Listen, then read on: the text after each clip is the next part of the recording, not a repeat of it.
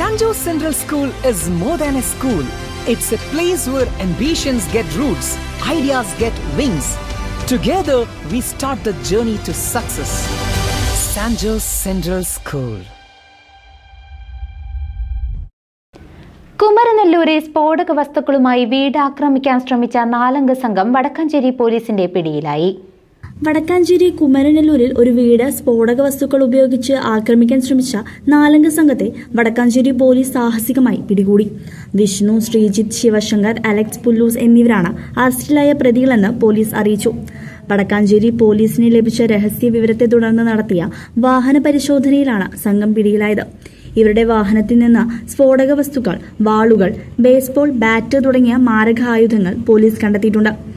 Police നൽകുന്ന വിവരങ്ങളനുസരിച്ച് അറസ്റ്റിലായ ശ്രീജിത്തും കുമരനെല്ലൂരെ വീട്ടിലുള്ളവരുമായി മുൻ വൈരാഗ്യമുണ്ടായിരുന്നു.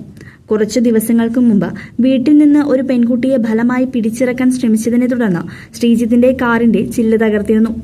ഇതിന് പ്രതികാരം ചെയ്യാനായി സ്ഫോടക വസ്തുക്കളുമായി സംഘം വീണ്ടും എത്തുകയായിരുന്നു. CCV news, Chelakkara.